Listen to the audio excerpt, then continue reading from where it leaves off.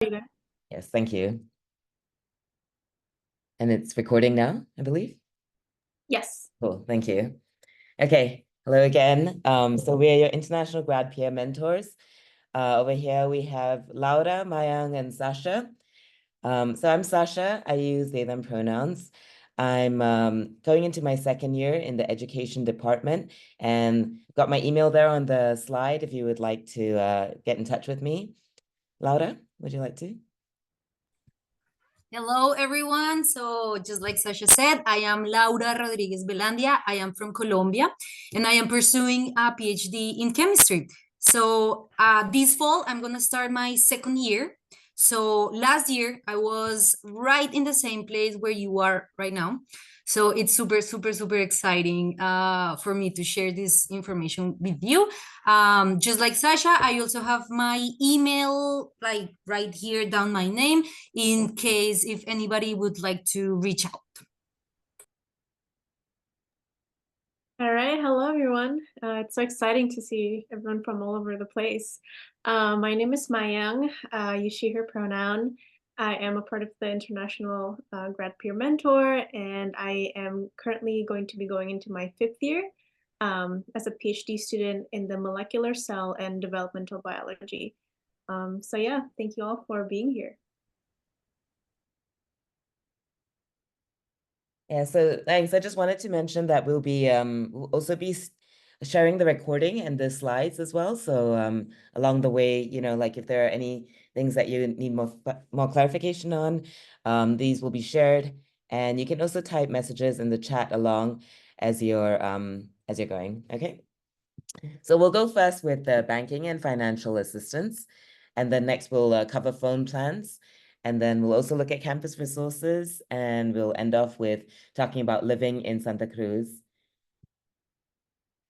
So bank accounts, just to let you know that you need a US bank account is necessary for depositing fellowship or stipend or employment salaries and taxes and things like that. You may also need checks because some of our payments on campus may need to be done by checks. So you may need a US bank account for that too. So basically, you will almost definitely need to set up a US bank account.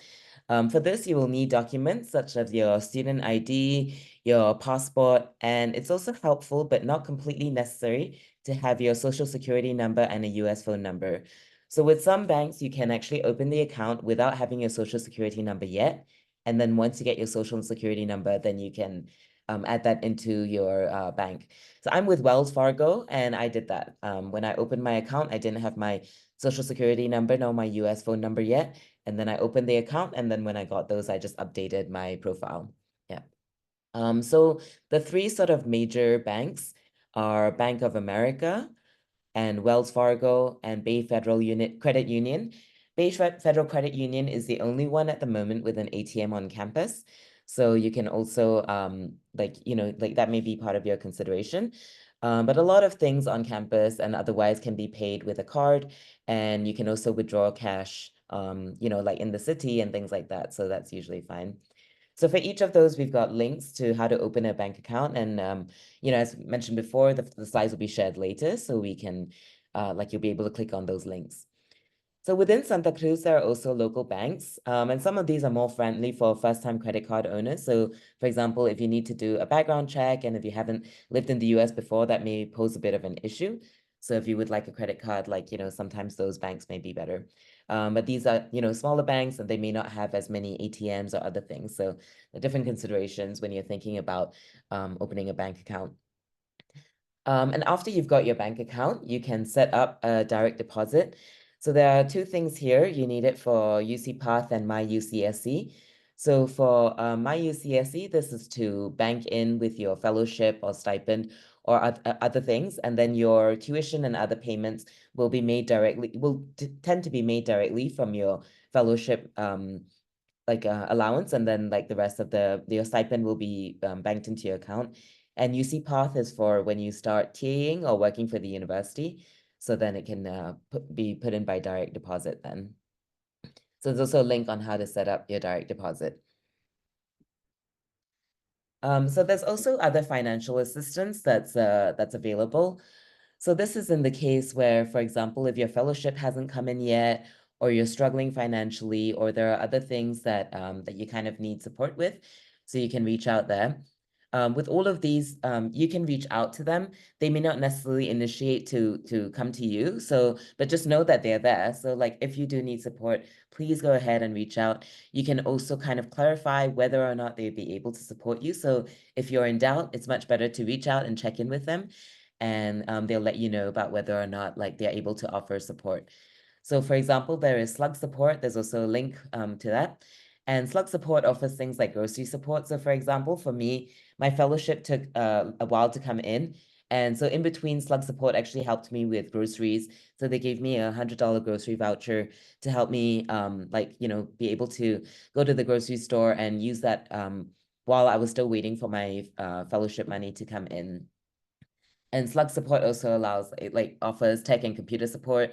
So if you've got any issues, you can bring your computer over, or you can like make an appointment with them, and you may want to, they can help you out with it there.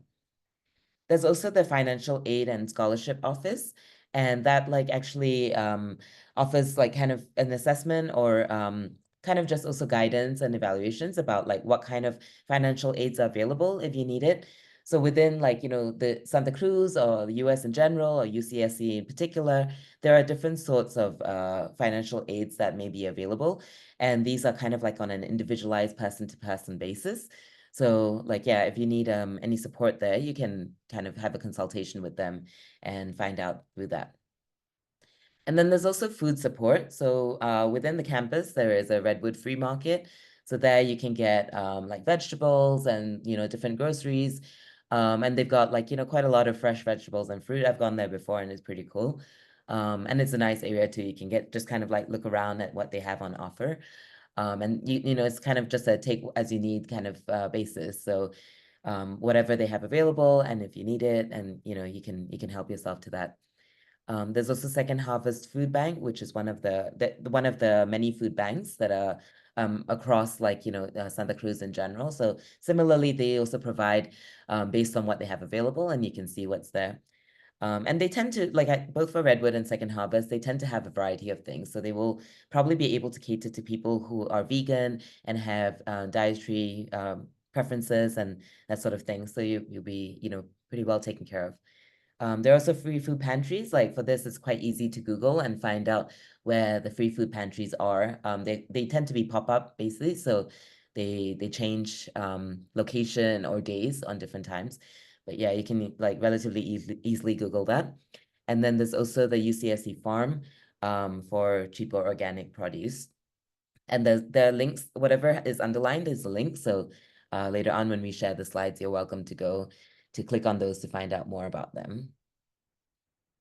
So I'll pass it over to Mayank now about phone plans. Yeah, thank you, Sasha.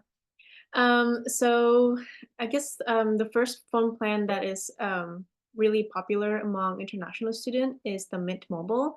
I do want to mention that the Global Engagement Office actually offers free Mint Mobile SIM cards for the first 30 days. So if you're just transitioning and you need a phone number, definitely use that. Stop by the Classroom Unit 103 and you can grab that free SIM card. I think otherwise, it's about $15 a month afterwards, or about $100 a year if you just pay everything at once. So that's a really good option. A couple of other options that are US phone plans that I'm mentioning here are just the three that I'm most familiar with, which is AT&T, Visible, and T-Mobile. So just make sure that if you do decide to go with any of the US-based phone plan, to make sure that the phone that you're bringing with you is compatible with the network here. I provided like an example link here, which is just the T-Mobile website, and you can basically put in the information on your phone to make sure that it's compatible with the T-Mobile network. But if you just Google, AT&T phone compatibility, something like that, you should be able to check it for any US phone plans. The plan that I use personally, and I actually really like it, is called Visible. It's quite cheap, $25 a month plus tax, and I get unlimited text, data, and call, and I really enjoy that. The other option that you can also think about, usually all of these US phone plans have what they call family plan options. So if you're coming here with your family, or if you have friends that you want to share like a phone plan with, they tend to be cheaper per line. So just keep that in mind, and that's something to explore if you are interested. The other thing that you can also do as you're transitioning, you can also use Skype. There's also like eSIM. I've used Google Voice Number before, and that's really nice. But yeah, just keep in mind, as Sasha mentioned earlier, that it might be really useful for you to have a US phone number to log into like My UCSC. Like when you go to appointments, they usually send text messages as a reminder, etc. Do we have any questions that, let's see. Okay, I think we're good for the phone plan. I'll move it to the next thing.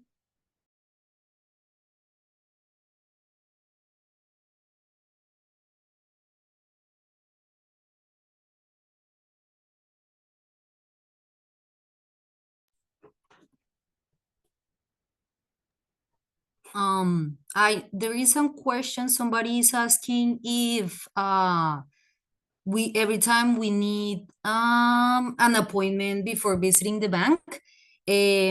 I don't have Chase, I have Bank of America, and yes, I think it might be the same for Chase, but for Bank of America, every single time that you need to do anything, whatever it is, you need to set up an appointment. Yeah, thanks, Laura. I'll add to that too. I'm with Wells Fargo. So if you want to do anything major, such as opening an account, or if you want to set up a direct deposit, then you need to have a bank appointment. But if it's just something smaller, like if you want to just go in and cash in your money, or like put in cash into your account, or if you want to like take cash out, or smaller things like that, you can just kind of drop in. So depending on the type of transaction you need to do, you may either be able to do it, just drop in at the counter, or you'll need to make an appointment. Yeah, and for Akshay that is asking, sorry if I mispronounce your name, I'm sorry, is asking if BMO it's an okay option. Personally, I haven't heard about BMO here in Santa Cruz. Have you heard about it, guys?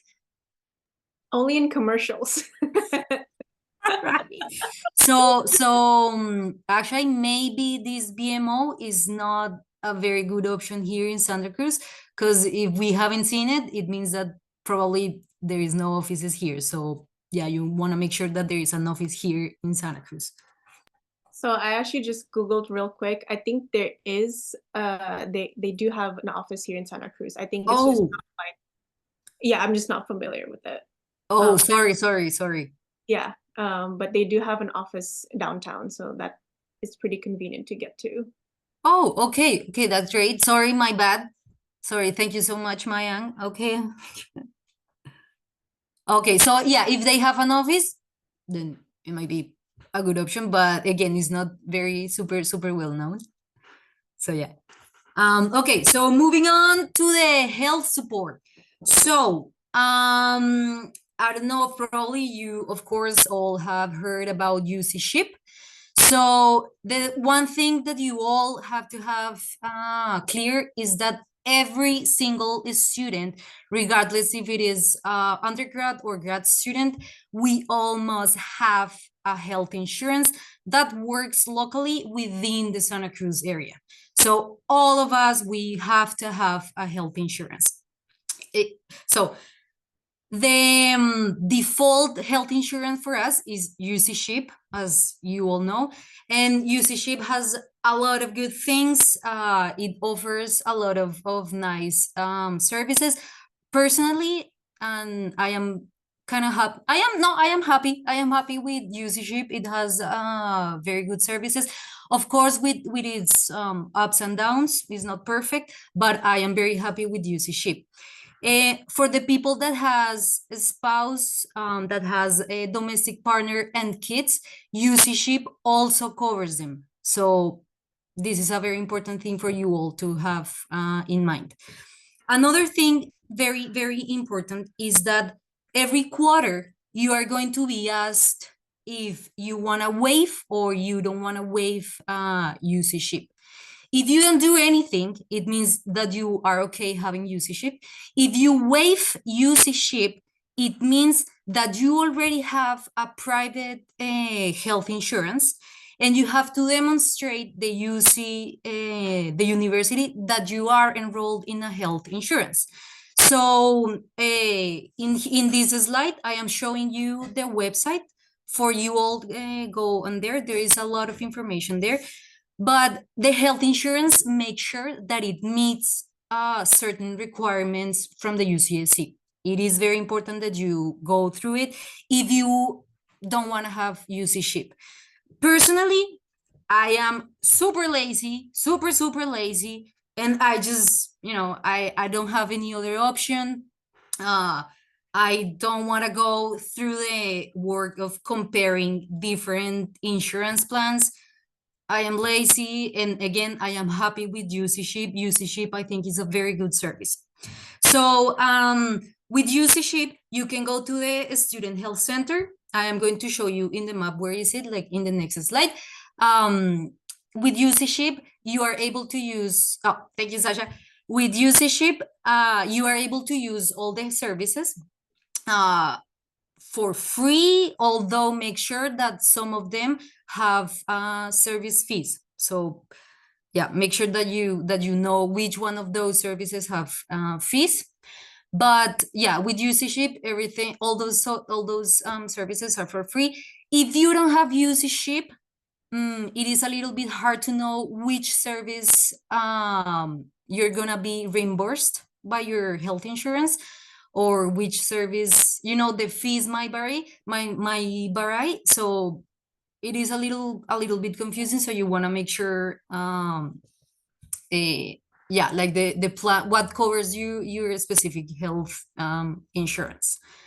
So for the health support, I don't know if you've seen the campus, if you've seen the map. Our campus is so pretty. It allows you to hike, to bike. It is super well suited for biking. It's so pretty, our campus. We can do a lot of physical activities over there. Some people were asking for the gym.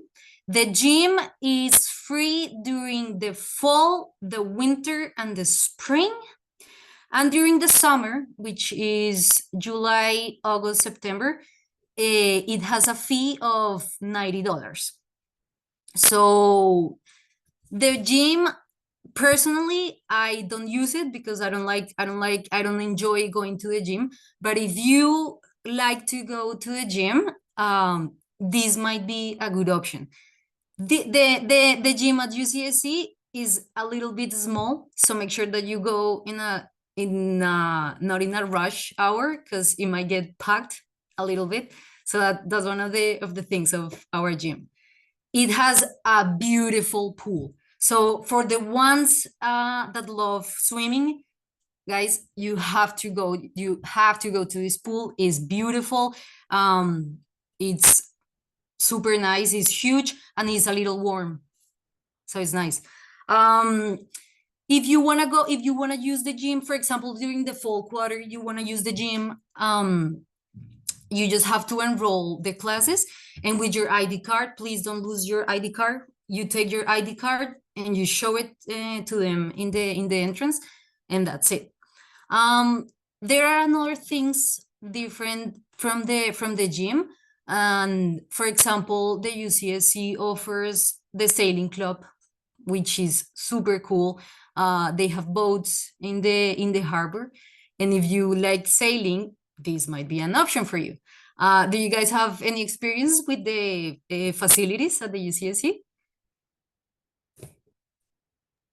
Not with sailing. But yeah, I've also used the gym, and it's really nice. It has this beautiful view, and like, yeah, you can see the fields in front and sometimes the deer, and yeah, so it's really gorgeous there. And it's quite like it's sort of a tucked away area of campus, so it also feels quite nice to just kind of go there and really like kind of get your fitness on, and then go to other parts of campus too. Yeah. Yeah, I actually take weightlifting classes every quarter.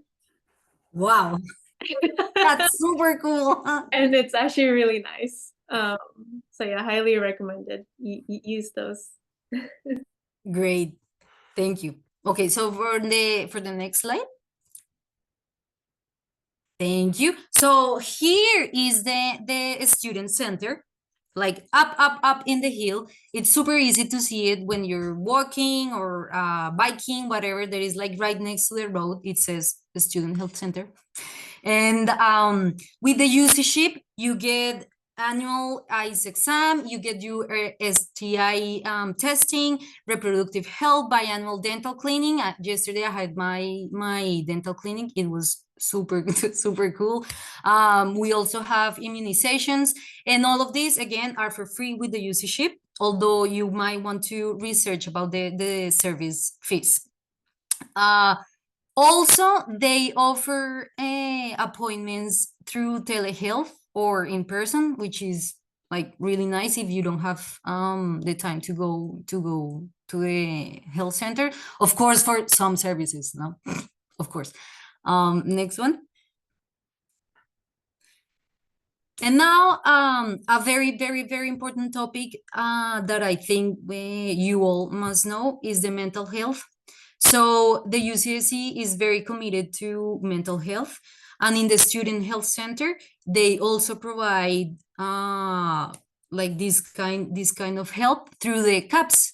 And CAPS stands for Counseling and Psychological Services. So these are resources for students in distress, but also they offer resources for TAs to help students in distress. So if you are interested in this, if you are TAing and you would like to help your students and you would like to have resources to help your students, this is a good option you might want to research. I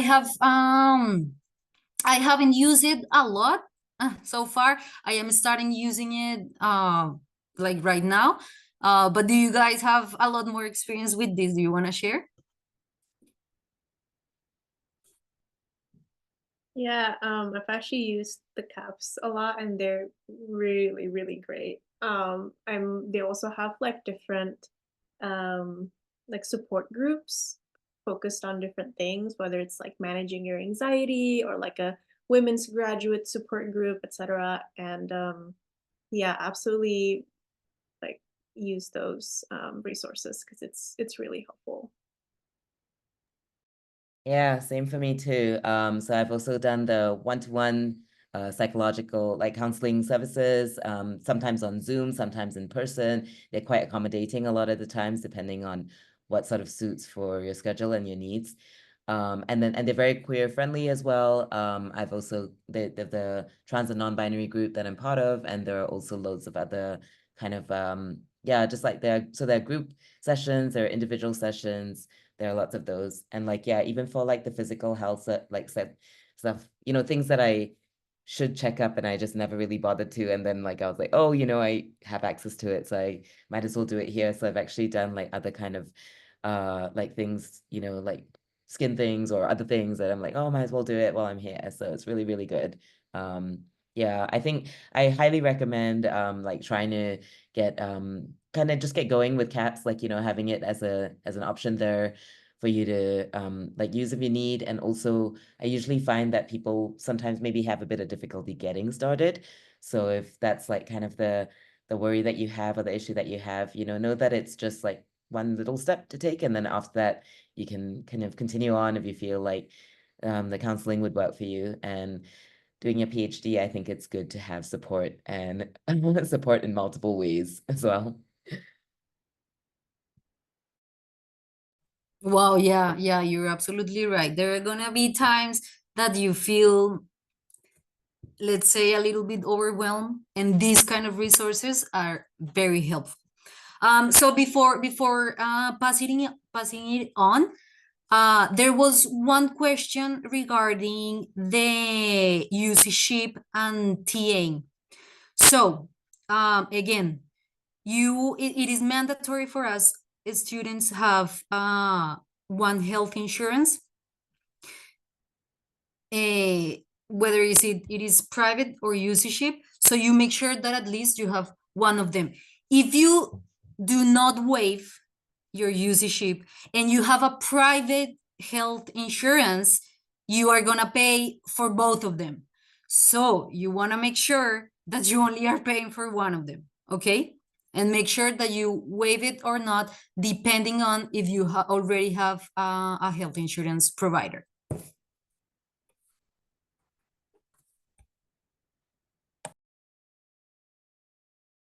All right, so moving on to the next topic, which is live in Santa Cruz. There's one question about how to get a car, so I thought I'd start with that.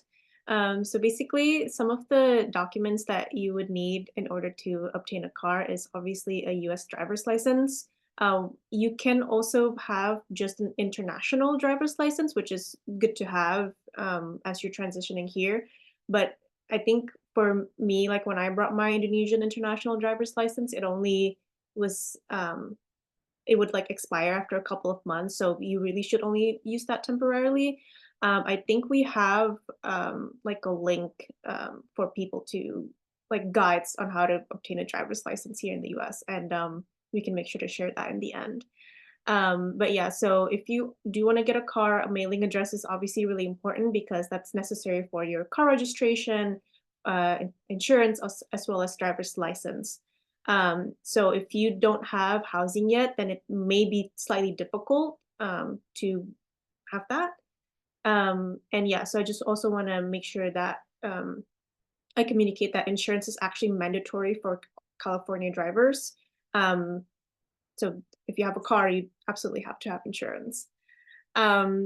So there's a couple of places where you can actually look to buy used cars. Craigslist or Carvana is a pretty good place for online listing.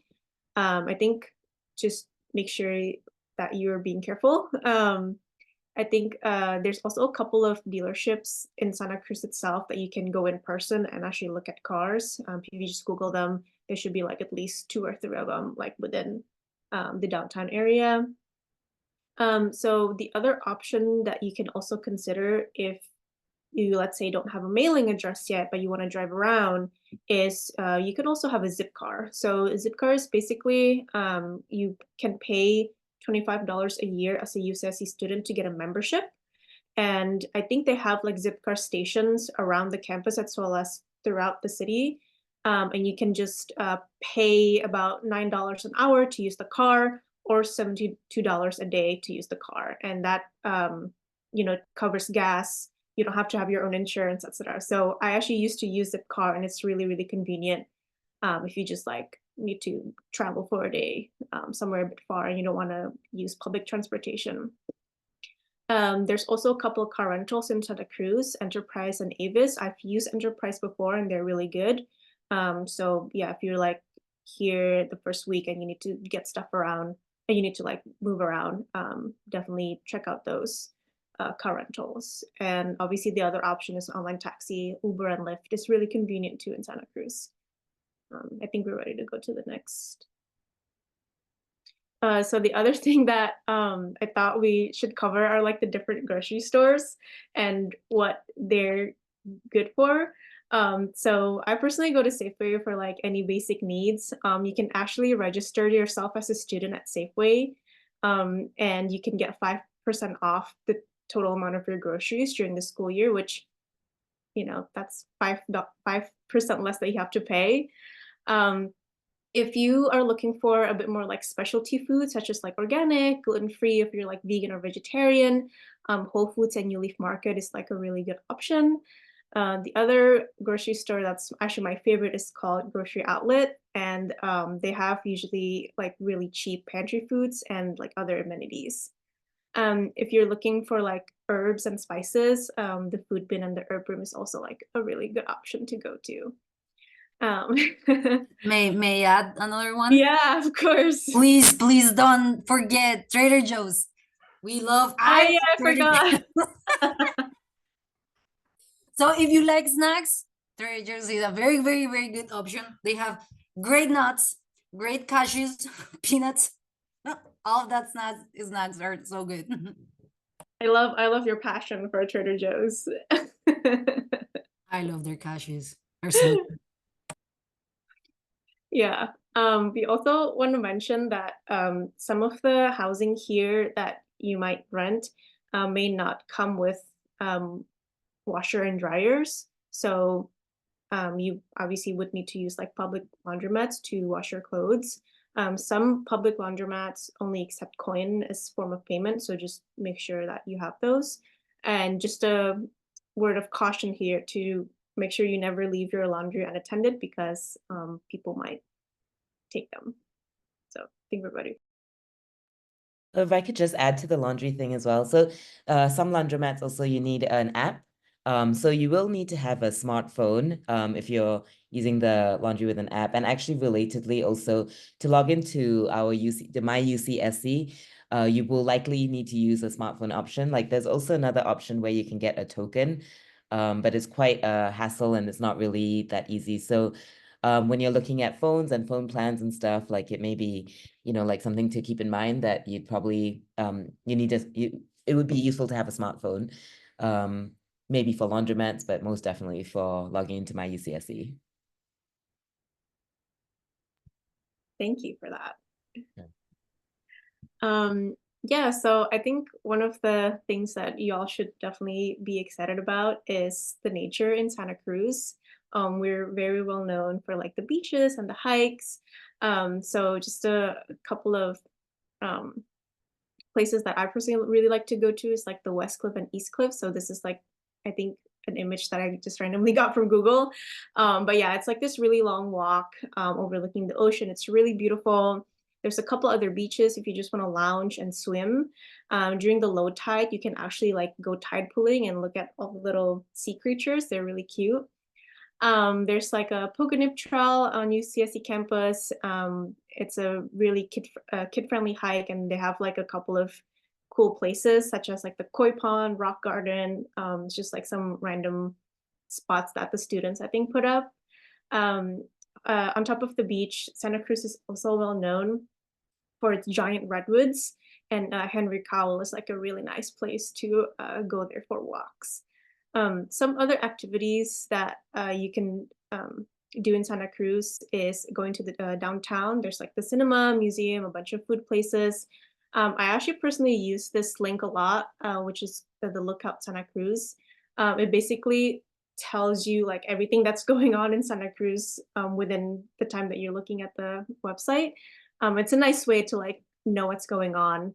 You can also like follow certain social media spots that to like see what event is going on in the area. The other place that I also like to go is the farmers market, which is so nice because it's actually year round. The link that's provided here tells you like the different farmers market throughout the town and when they're usually around. Yeah, does anyone else want to add about the things that they like to do in Santa Cruz that I haven't talked about? Geez, we don't have enough time for me to talk about it. If anybody says that Santa Cruz is boring, don't you ever believe that. There is like plenty of things to do here in Santa Cruz. It's awesome. It is mandatory for you all to go to the Redwoods. Our UCSC campus, there is like in the middle of these beautiful redwoods. Every time I am under stress, every time I am like at the verge of screaming, I go take a walk in the redwoods. It's so cool. So mandatory for everyone. As soon as you come here, for the ones that are not here in the US yet, mandatory. The first trip, you're gonna go to Pogonip, you're gonna go to the redwoods, and it's fantastic. Another thing, so as soon as you come here, you have to go to the wharf and you have to see all these beautiful sea lions in the wharf. They are so loud, but it's so cool. Yeah, I was gonna say about the sea lions as well. It's so gorgeous. You can just be sitting on the beach and they'll just be there playing, and it's really, really gorgeous. And I think it's really also so amazing that on one side you can go to the beach and then like our campus or like, the main campus or like other parts of the Redwoods. So you really have so much access. Like it's beautiful that you can go like hiking in the forest and also go sit at the beach, And the water's really cold, but like, you know, it's so nice to like just kind of take a dip in or like to sit by the water. I actually was living in downtown in my first year, and I used to walk back from campus pretty often. It's a little over an hour, and it was like a beautiful way to like kind of get back after the end of the day. You know, and like you go through campus, which is so beautiful, and almost each time I was able to find a different way as well, because like different trails and different routes. And then you got, you know, the ocean view as you're walking along, and it's just gorgeous. So yeah, I'd also recommend doing a lot of hiking and being by the beach.